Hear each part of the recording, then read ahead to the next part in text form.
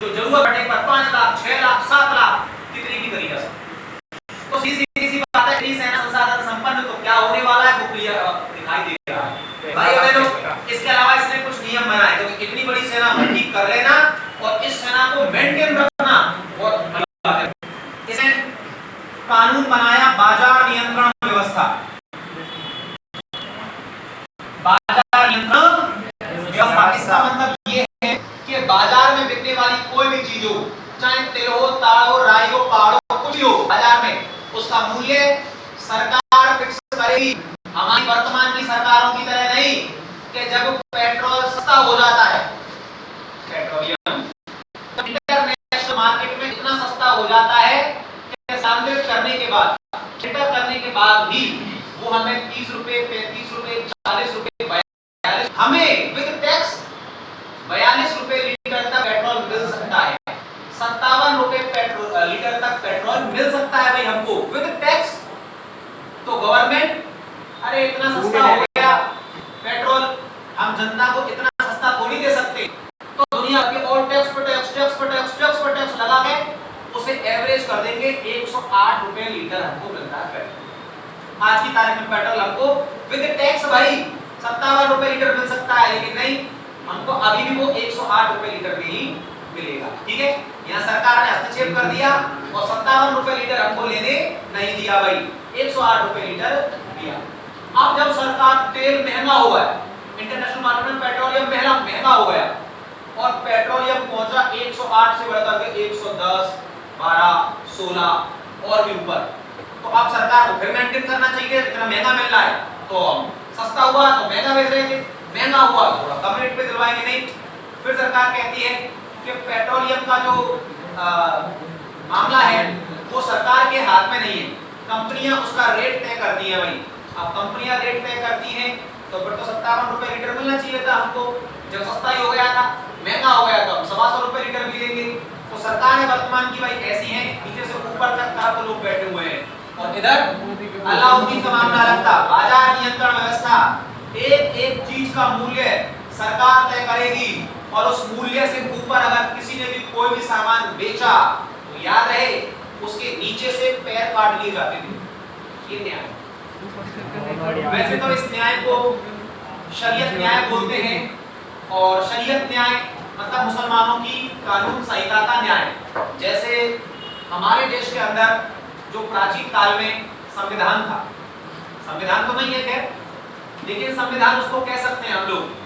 पुष्यमित्र शुंग के समय पर महर्षि मनु ने मनुस्मृति लिखी, जिसमें भिन्न लोगों के लिए अलग अलग अपराधों पे अलग अलग दंडित करने का प्रावधान रखा गया है। ब्राह्मण के लिए भी, क्षत्रिय के लिए भी, वैश्य के लिए भी, शूद्र, वो सिद्धांत की बात है।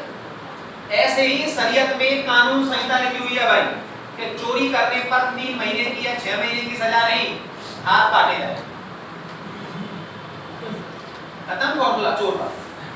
अब वो चोरी करना चाहे तो हाथ ही नहीं है तो करेगा काहे से, और एक बार एक के हाथ कटे नहीं तो फिर मुझे नहीं लगता कि फिर कोई चोरी करने की गलती करेगा। ऐसे ही जो जैसे जैसे अपराध करे उसका वैसे वैसे काट दो।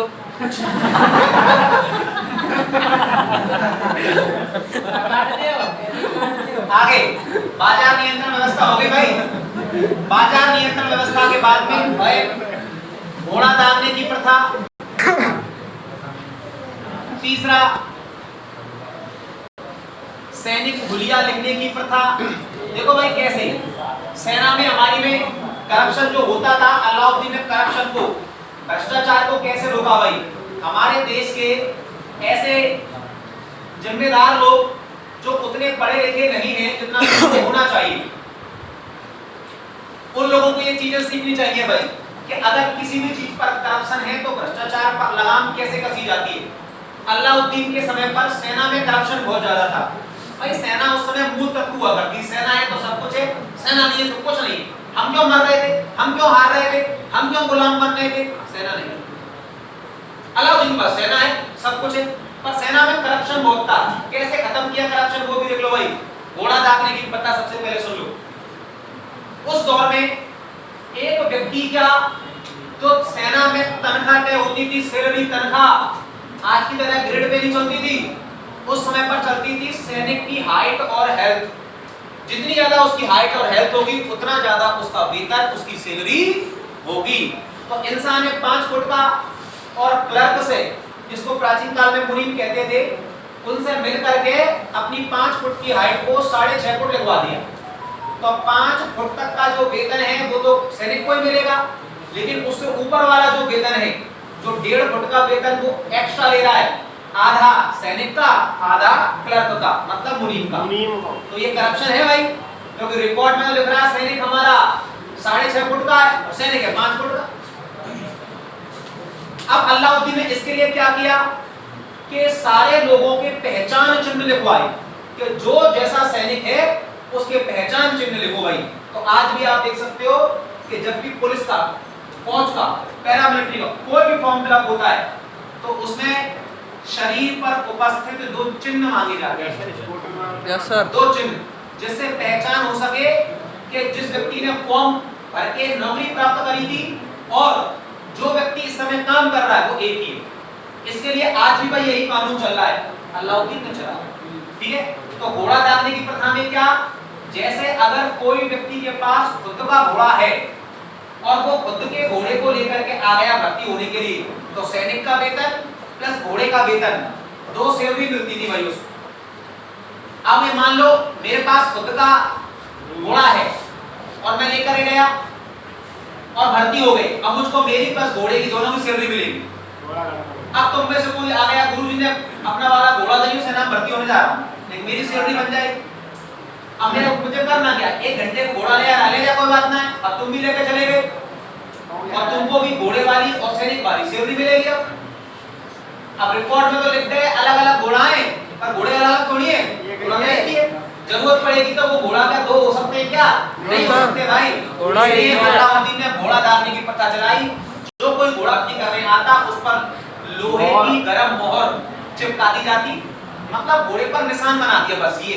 तो अब इससे पता चल जाएगा कि ये घोड़ा ऑटोमेटिक पहले ही सेना में भर्ती हो चुका है। आया समझ? Yes sir. ऐसे ही सैनिक हुलिया लिखने की प्रथा, जिसके मैंने आपको बताया कट मार लो या जो भी कोई मामला है, इस प्रकार से एक सैनिक जो था उसने करप्शन कर दिया था, ऐसे ही तो अल्लाउद्दीन ने उसके दांत तोड़वा दिए थे भाई पत्थर से, बोला ये पत्थर उठा और खुद के दांत तोड़। तो अल्लाउद्दीन ने ये कहने से उसने खुद के दांत तोड़े थे भाई, क्योंकि उसमें लिख रहा था कि इसके आगे वाले दांत नहीं लिख रहा था, और जब सैनिक सामने खड़ा किया तो उसके दांत थे। इसका मतलब